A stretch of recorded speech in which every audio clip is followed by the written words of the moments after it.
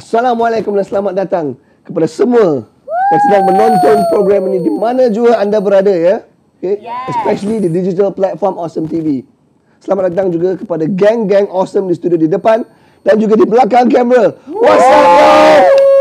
Saya Justin Ang, ya, peminat Arsenal. Ya, dan saya Kamalia Jamaluddin, tentunya Manchester United, guys. Saya Syakir, Liverpool.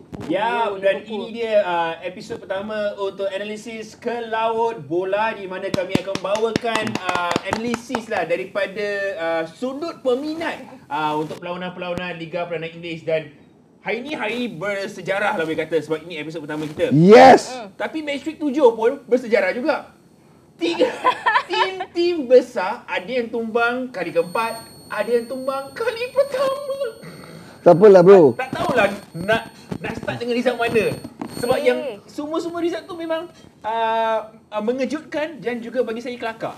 Okey, mungkin Syakir ataupun Kamalia nak komen Tapi kita sikit. bagi Syakir dulu. Tak apalah, Okay. masalah dia sekarang ni, just because Arsenal tak kalah lagi, dia boleh sembang, awak cakap sama lu, memang lebih. Sepatutnya Okey, sepatutnya apa? aku dengan dia geng. Tapi dah on camera tiba-tiba tak geng pula. Aku tak tahu apa macam mana lah. Tak, sebab itu yang ada kemusykilan saya. Okey. Okay, tak apa. Apa result of the week sekarang Okey, ni? result of the week bagi saya lah. Okey, bagi pandangan saya adalah Manchester City juara 3 kali berturut-turut, treble winners, kalah 1-2 dekat Molineux Stadium. Dia kena faham dengan Kena apa? faham Serigala macam tu kan. Dan apa yang dan Tapi itu sebenarnya bila tengok Manchester City kalah, kita tak tahulah, I bukan fan Manchester City yang like die hard fan kan. Tapi I rasa sedih. kenapa sedih? Tak tahu. Dia dah champion Sebab berapa banyak I rasa kali? Macam dia dah menang. Lepas Okey. tu Zaz kalah. Yeah. Kalah tu Wolves. Wolves, ya. Faham tak? Dia bagi dia untuk fall back to reality. Sebab Fall back. Tapi to be honest lah, Justin dengan Malia. Wolves memang season ni permainan dia memang cantik. Tapi dia tak boleh score saja, lawan Liverpool pun berapa banyak chance. betul. So, ke? akhirnya sebab aku ambil Pedro Neto. Okay? Dan dia memang nak juga cerita FPL je. FPL sorry lah sebab in Ah. terms of fantasy, Okey. aku rasa Pedro Neto dia dah ada 7 or 6 goal contribution this season so far. Okey, saya juga setuju Pedro Neto dalam perlawanan tu memang main dengan sangat awesome sekali lah kan. Dia dengan work rate dia, dengan peluang-peluang yang cerita. Tapi saya juga rasa apa yang kita pernah bincang sebelum ni, Kevin De Bruyne dengan Rodri, ketiadaan Big kedua miss. player ni amat dirasai dalam perlawanan menentang Wolves Hampton Wanderers. Betul. Sebab kan kalau kita tengok this week pun ramai player-player yang kata kalau tim tu dia macam yang kuat-kuat tapi ramai yang injured. Ya. So kalau kita tengok minggu hari tu 3 game Okey. kalah babe. Kalah. Siapa yang kalah 3 game? Maksudnya 3 game on that night. Tiga tim besar Tiga kalah. tim besar kalah. Okey. So saya tahu Manchester City. Tak, dua tim besar kalah. Lagi satu tu bukan kalah. Siapa? Opponent dihadiahkan kemenangan, okey? Hey. Tak kira lah mana boleh Tapi macam kalah tu. lagi. Tapi kalau statistik table masih lagi lose satu. Tak apa Justin, aku akan ingat perangai kau minggu ni, next week kau kena. Okey. Tak, kita tunggu bila Arsenal kalah sebab Invincible 20 tahun lepas mana tahu sejarah mungkin berubah. Tiba-tiba Invincible. Okey. So tadi Kamalia kata yang masalah kecederaan ataupun injuries mengganggu tiga tim besar ni, betul. Manchester City, Liverpool. Dua. Okey, jadi tapi MU tu apa masalah kecederaan dia? Ha. 7 perlawanan, 4 kalah, babe. Dah lah kali ni kalah kat Old Trafford lagi. Ya. Dengan Crystal Palace. Crystal Palace. Daripada sudut peminat Manchester United macam mana? Sabar tau semua, sabar. Dia macam ni, Manchester United ni, diorang pernah jadi satu tim yang sangat gah dulu. Keyword pernah. Okey. Fine. Masa zaman Sir Alex Ferguson kan, kita tahu masa tu Beckham, Rooney, memang semua De Gea untuk keeper antara keeper yang terbaik di dunia. Itu aku tak boleh disagree lah. Kan? Okay, itu accepted. Ya, lepas tu sekarang ni semua orang rasa terancam dengan Manchester United. Kalau you tengok kan, game Manchester United masa dulu masa Cristiano Ronaldo masuk balik. You Sekejap. tengok game tu. Kita kena cakap pasal sekarang. Jangan cakap pasal. Sabarlah. Dia tengah bagi premis cerita. Tak nak tahu. Masa Cristiano Ronaldo masuk masuk kan, semua orang jaga dia. Babe, kalau seorang, 3 orang kontrol, macam mana nak gol? Macam mana nak skor? Lepas tu sekarang Rashford kan, Fernandes kan, dia dapat bola je, Zaz. 3 orang datang, 4 orang datang. So, Zaz, bola tu nak pergi mana? Bola dia nak pergi gol lawan. Okey. Boleh nak masuk. Okey, itu saya setuju sebab Rashford antara pemain utama untuk Manchester United. Tapi Kamalia Syakir kan, saya rasa kan Rashford ni dia adalah player yang sangat tamak. Dia tamak satu. Dengan I think hype dia over sangat. Aku dia agree. contribution tak ada. Dia tak boleh create peluang. Dia goal scorer. So dia memerlukan players yang lain untuk perform, untuk create chance untuk dia. Betul. Tapi macam lawan Arsenal hari itu memang ridiculous punya gol lah scored by Marcus Rashford. Satu chance, satu gol. Tapi kalau kita tengok Man United season ni, Marcus Rashford memang banyak chance yang dia boleh square the ball, pass kat orang lain tapi dia shoot. Betul. Adakah Kamalia rasa terlampau banyak tekanan sebenarnya pada Rashford untuk perform? Itu pun mungkin salah satu punca kan kenapa dia tak boleh nak perform ke, ataupun yang I perasan lah Manchester United this season I tengok diorang banyak offside. You faham tak? Dah gol. Gol. Tiba-tiba offside. Sebab apa? Tangan dulu. Tangan dulu. Okey. So nak cakap pengadil tak adil lah ni. Bukan pengadil tak adil. Tapi mungkin the players tu, ini macam I have to admit lah part offside tu kan. The players tu kena be more alert lah. Kalau tak dah menang, babe. So dia dah kena tolak. Sebagai fans senang lah kita cakap kan. Tapi the pressure of main bola kat stadium 80 fans, 80,000 fans dengan nak dengar referee, nak dengar whistle, dengan dengar player, nak dengar. Tapi kan aku rasa nak hujan. Kalau benar, okey, apa yang Kamalia cakap pun betul. Okey, dia kata yang banyak offside. Tapi kalau satu tim tu banyak offside, maksudnya dia banyak main counter attack. Manchester United ni tim besar lah. Takkan nak main counter attack. Pergilah. Malu, Apalah Manchester United. Kenapa tak boleh?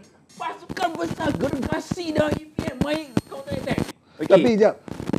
Selalu orang cakap injury adalah excuse untuk tim tak perform dengan sebaiknya. So adalah itu alasan yang Munasabah bagi saya untuk beberapa tim mungkin kita boleh terima lah. Okey, sebab pemain-pemain. Okey, kita tengok Manchester City lah. Bila Rodri tak ada, dia ganti dengan Mateo Kovacic. Somehow saya tidak yakin dengan kebolehan dia sebagai defensive midfield lagi. Dia memang bukan CDM pun. Kan, tapi dia dimainkan dekat position tu. Dan lepas tu kita tengok Chelsea, betapa banyak injury tapi saya rasa dia dapat ada jalan penyelesaian. Itu kita cerita nanti. Jalan penyelesaian Chelsea duit je lah. Ya. So itu adalah pendapat saya. Tapi kan, okey, saya nak sentuh sikit lah. Ni final sebelum kita pergi ke Liverpool punya tim Liverpool Okey, Manchester United ni. Okey. Permulaan yang paling teruk dalam Liga Perdana Inggeris bagi Manchester United. In the sejarah sejarah Manchester United. Adakah Kamalia rasa Erik ten Hag masih lagi individu yang boleh membawa Manchester United kembali ke zaman kegemilang dahulu? Sebab ada lagi satu benda aku nak raise sebelum menjawab soalan tu. Sebab Erik ten Hag masa dia masuk Manchester United dia cakap kita akan jatuhkan era Manchester City dan Liverpool. So nak sebut lah, nak kena sebut lah tu. Yes. So adakah dia masih orang yang sesuai ke tak? Mungkin lah kan. Ini kalau bila manager ni dia susah tau sebenarnya. You seorang manager ni nak handle your players semua kan. Kadang-kadang salahkan manager pun tak boleh juga. Mungkin players pun ada problem, mungkin they don't have chemistry ke kan. Orang ni dapat bola dia pegang sendiri, dia tak nak pass kat kawan dia. But maybe manager itself yang tak reti nak manage. Sebab macam kalau players tak ada chemistry, mungkin salah manager. Adalah Erik ten Hag, manager yang terlalu kecil untuk kelab gergasi Manchester United. Mungkin dia tak. Nampak kita marah. I sebenarnya nak Sir Alex Ferguson balik. Okey, Sir Alex Ferguson dah terlalu tua. Manchester United kena cari manager yang macam tu. Another Sir Alex Ferguson untuk kembali bangkit. Aku memang pandangan yang sungguh pedas daripada seorang peminat Manchester United, Kamalia. Okey. Erik Ten Hag tak cukup bagus lah ni. Mungkin So, kena dia cari tak- Eric dia 11 tak Hag pula, bersedia. Tak, Ataupun dia kena mungkin tak tukar bersedia. strategi. Tak ada strategi. Itu tak ada strategi itu saya setuju. Tapi saya Ya. memang suka. Saya harap MU kekal dengan Dia dia. sukalah dia ada Ah, kan. kekal dengan dia, kita jadi bahan lawak untuk musim ni Okey. Tak boleh. Jangan macam tu. Okey, I saya- rasa kan lepas EPL mungkin dia kena pecat. Lah. Wow. Okey. Alright, so Syakir. Okey, so Liverpool ni dikejutkanlah. Boleh dikatakan kejutkan ke? Oleh Spurs. Aku tak tahu, Boleh aku tak boleh tahu. dikejutkan Aku ada oleh Spurs. memory loss sikit lah Jadi weekend. jadi okey, dengan kontroversi ni lah berkaitan dengan referee dia kan yang tidak menghadiahkan gol kepada Luis Diaz So pendapat kau macam mana? Referee memang agak apa? Bias. Tak, bukan dia lahanat ni referee lah. Boleh sebut kita. Boleh sebut. Boleh ke boleh tak? Okey. Ya, sebab honestly game tu memang kita nak cakap pasal a battle between two fantastic managers, Betul. attacking football, control midfield sini sana, tapi oleh disebabkan referee yang apa benda aku cakap tadi tu, game ni fokus dia bukan the football that was played lah. Game ni fokus atas decision referee, red card, offside, bias refereeing, macam mana goal not awarded. Aku pun memang tak boleh tak brain sangat lah. Kau tengok game hari tu kan? Aku tengok game hari tu. Okey. Pada aku macam Liverpool bermain dengan baik. Okey, Spurs pun main dengan baik. Aku kan kita tag sebelum game tu. Yeah. Aku cakap seri is the best. Okey, regardless. Tapi yelah, apa yang dilakukan oleh referee tu bagi saya tak boleh terima. Okey, you dah ada VAR.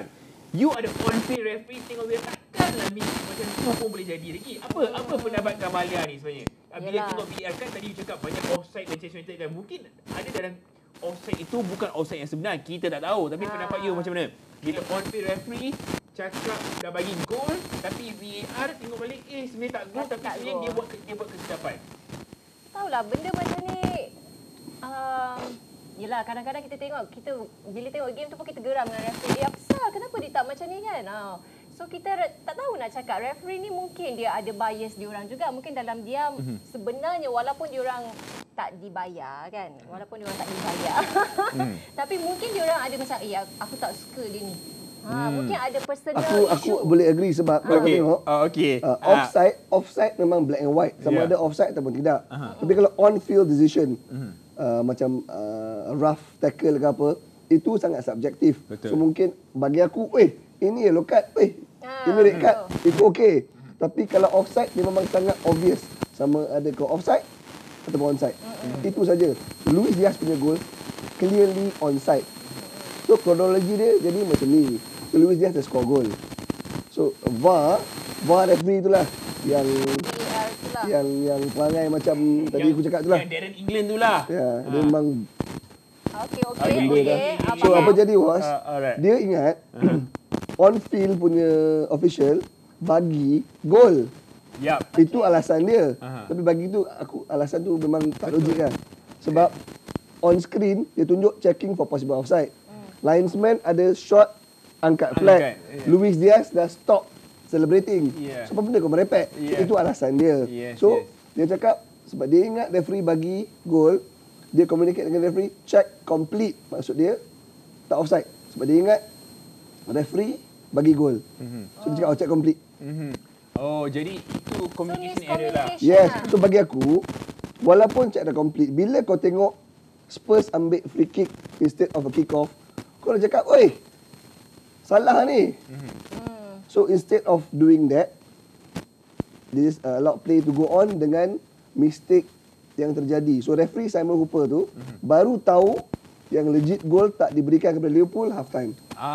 Faham. Tu yang dia orang keluarkan apa notis minta maaf semua kan? Dia tak minta maaf. Okey. Sebab dia just bukan PJL tak minta maaf. Dia cakap kita acknowledge kesalahan yang kita dah buat. Okey. Saya silap tu. Saya salah baca. Okey, Syakir. Ni, banyak orang tengah cerita dalam konspirasi ni pasal referee pergi UAE lah, UAE tu Mungkin difollow ada siapa lah. Macam mana awak tengok? Kalau aku memang pencinta konspirasi teori ni. So referee VAR tu dengan dia punya satu team semua tu patut dapat investigation, patut kena investigate lah bank account, isteri punya bank account, rumah kat UAE, rumah kat Thailand apa semua.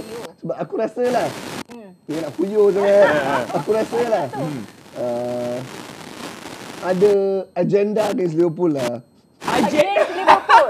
Agenda. Okay, dalam banyak-banyak team, kenapa you rasa agenda against Liverpool? Yeah. Sebab kalau tengok decision yang kita kena di season lah, red card Van Dijk, red card McAllister, bagi aku itu semua Macam 50. sabotage lah. You mean dia nak sabotage? Hard done by lah. Sebab sebagai fan Liverpool, fan bola lah, bagi aku tackle-tackle macam tu yang 50-50, bila jadi kat Liverpool, it's a red. Red card. Kalau jadi kat tim lain, Okey, so maksudnya yang red card Curtis Jones dengan Diogo Jota. Diogo Jota. Tapi saya rasa Diogo Jota tu mungkin boleh berilah. Tapi Curtis Jones tu a bit harsh, isn't it? Sangat harsh sebab okey, aku mestilah akan cakap sangat harsh sebab mungkin korang akan cakap aku bias sebab aku fans Liverpool. So, Steve McManaman, ex-professional footballer, dia cakap itu harsh. Okey, dia pun ex-Liverpool juga. Tapi Jermaine Defoe, Spurs legend, cakap as a footballer, that's not red. Sebab dia dapat bola. Lagi satu masalah, bila Simon Hooper pergi dekat VAR screen tu, dia tunjuk still shot, kaki kena ankle. Yeah. Come on lah. Itu macam nak sway referee punya decision immediately lah. Exactly. Kita punya topik pun aku tak tahu kenapa asyik sway dengan tim-tim kalah je. Cerita pasal Manchester City kalah, cerita MU kalah, cerita Liverpool kalah. Bila nak cerita tim menang ni? Aku tak sabarnya minggu depan. Bila kita nak cerita tim menang ni? Okeylah. Okay lah, kita bagi chance dekat Bagi chance dekat ni lah. Okey lah. bagi chance dekat tim nombor 2 last season lah. Okey, tim nombor 2 last season. Tapi musim ni kita akan dapat juara. Kita dalam momentum tu. Jap. On video sekarang, let's make a bet lah. Okey. Aku cakap Arsenal, kalau Arsenal tak juara, kau pakai jersey Liverpool. Woi, jangan macam tu. Okey. Sebab dia berani sangat cakap Arsenal Okey, juara kan. tak apa. Itu kita bincang lepas ni behind the camera. Tak berani weh, tak berani weh. Tak, saya tak boleh lah nak pakai jersey Liverpool ni. Okey. Man United lah. Man United memang lagi tak boleh. Man United. Tapi mungkin kalau you nak pinjamkan I baju tu untuk cuci kereta boleh. Justin, silakan up tim kau minggu ni. Dekat Vitality Stadium lawan Bournemouth, Arsenal menang 4-0. Tapi kemenangan itu bagi saya is biasa sebab Arsenal punya game ni musim ni memang untuk menang. Tapi apa yang merangsangkan ataupun menarik perhatian ialah Kai Havertz yang beli 60 ke 65 juta pound tu yang kerap kena kecam, akhirnya membuka jaringan. Penalti pun penalti lah, tak kisahlah. Tapi itu steady lah. Aku cakap Odegaard memang steady lah. You know, as a captain, kau bagi bola untuk player yang under banyak pressure untuk menjaringkan gol kan? Yap. Okey, so kita next kita nak sentuh pasal yang menang pula. Menang, lagi satu menang sebab ni game yang tadi sebenarnya. Okey, Chelsea macam tengoklah Chelsea mana nak mendapat kemenangan, kalah dengan kanakan Luton. Lama tak dengar nama tim tu kan? Ya, asyik bawah tim tu. Aku rasa kita cakap banyak sangat lah. Tapi mungkin boleh komen sikit Modric punya gol. Aku tak tengok lah bro. Tak tengok. Akhirnya Modric dah menjaringkan gol. Aduh. Okay, since you are Aku rasa kita Chelsea, has come to the end of the show. Why don't you close the show bro? Tak, tapi belum lagi end of the show lagi. Belum lagi. Kenapa? Oh, dah 20 minit dah. Okey. Alright. Okay, terima kasih kepada semua yang sedang menonton video ni sekarang. Yes. Kalau korang datang sini dari TikTok, klip ke, mana-mana ke. Terima kasih banyak kerana menyaksikan 3 fan bola sepak borak pasal bola. Yes, jangan ikuti kami di YouTube Awesome TV, TikTok dan juga kita punya Twitter, semualah kita punya social media platform. Kami akan terus membawakan analisis cloud bola. Cloud EPL. Bye, jumpa lagi minggu depan insyaAllah. You never walk alone. You never walk alone. Tapi gol Modric tu kan bagi aku memang cantik lah. Tapi cross daripada Colwell tu yang menjadikan, yang memudahkan Modric untuk touchdown, shoot. Akhirnya Modric announced himself to the world. Do you think so? Not to the world lah, but I think to Stamford Bridge lah ataupun to West London. Okay, Sebab game semalam dekat Craven Cottage kan. To West London lah. Tapi memang padu lah. Macam mana dia chase But bola it's tu, nice lepas lah, tu. It's nice lah It's a- kan. it's a fantastic goal lah. Harganya dah lah mahal dekat 100 juta kan. Arsenal korang memang padu sebab korang padu. sudah scam Chelsea. Sebab tu kita ambil Trossard. Tapi nak cerita pasal Arsenal last lah. Sebelum okay. kita in segmen Bagi ni. can lah, bagi Bagi can can. lah. Arsenal Saya menang. Tunjuk sikit baju, tunjuk sikit Ya. baju. Kita bagi Dia, can lah. dia Arsenal ni pasukan yang bukan saja kuat atas padang, tapi erat brotherhood tu off field juga power juga. Okey lah. Kita dengar je lah. Odegaard Dengar dapat sikit. penalti, sepatutnya dia sebagai kapten dia boleh ambil. Itu hak dia. Tapi dia bagi bola tu dekat Kai Havertz yang mungkin mengalami confidence issue. Dia bagi bola untuk Kai Havertz menjadikan gol yang pertama. So dia menunjukkan sebagai Arsenal ni is more than just a football club. Adakah korang rasa apa Justin cakap ni betul? Boleh komen dekat comment section Comment eh. dia we love Arsenal. Okay guys, so kita Okey lah. Itu kredit lah. Big credit lah, to Arsenal. Kredit untuk Since Arsenal dia dah sebenarnya. menang kan, dia menang Okay. kita bagilah. Okay, sekarang ni saya nak ke macam agak depressing. Depressing. Untuk saya sebenarnya. Okay, kita nak cerita pasal Fantasy Premier League. Allah. Okeylah, itu betul-betul depressing jugalah. Saya percaya ramai depressing macam kita juga pasal Fantasy Premier League ni. Okay. Mungkin saya mulakanlah. Okay. Okay, silakan. Saya dapat average qualify saya dapat 47 markah je. 47. Yes, 47 Okey point. Okey lah, okey. Average. Aku pula. You dulu. Aku memang average. Average. 45. Tapi aku ada player yang belum masuk lagi Tak sebab ada tapi. kejap lah. Okay. Sebab Luton kan ada double game week. Oh, yeah, betul. Sebab Darwin Nunes tak main, aku punya Nakamba tu my first sub. Oh, okay. Okay. So itu alasannya. Kalau Kamalia berapa? Bukan alasan fakta. I punya Berapa? 50 pounds. Aduh. Kita kalah yang kat Kamalia weh. Sekejap. Bukan kalah kat Kamala. Kita kalah kat Fan United. Guys. Yeah. Allah. Tapi I rasa I was quite lucky. Okay. Sebab I baru je masukkan Colwill dalam my team this week. Yeah, So yeah. tiba-tiba Good move. Chelsea menang, Colwill assist. So sedap. Dan clean sheet. Ya, clean sheet. Clean sheet. Lepas tu tapi yang buatkan I rasa rendah ni kan sebab City kalah. Yeah. I ada Weh, Haaland. mentang-mentang 55, tiba-tiba cakap rendah. Yeah. Kita yang 45 ni macam mana? Tapi guys, I think kita kena tukar Haaland ni lah. What you guys think? Sebab maybe saya he's rasa too tired. tak pakai captain dia. Tak. Aku rasa dia akan menjaringkan hat-trick lawan Arsenal.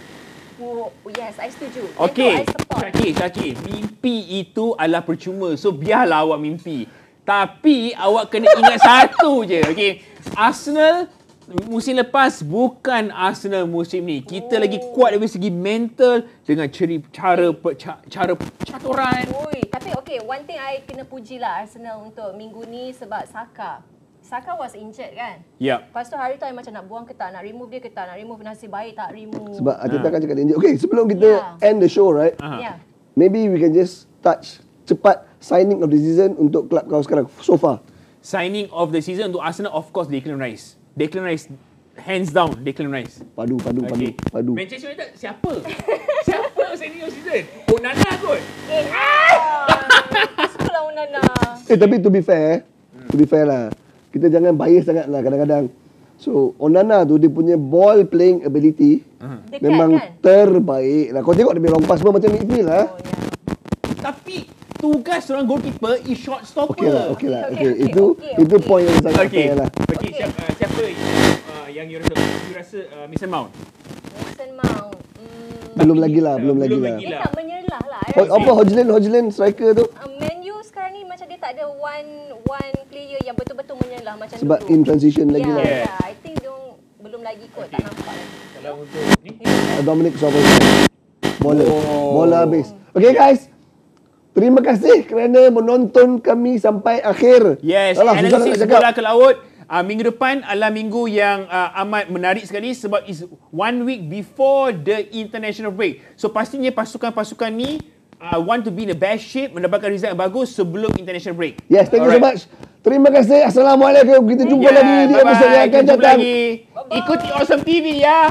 You never walk alone.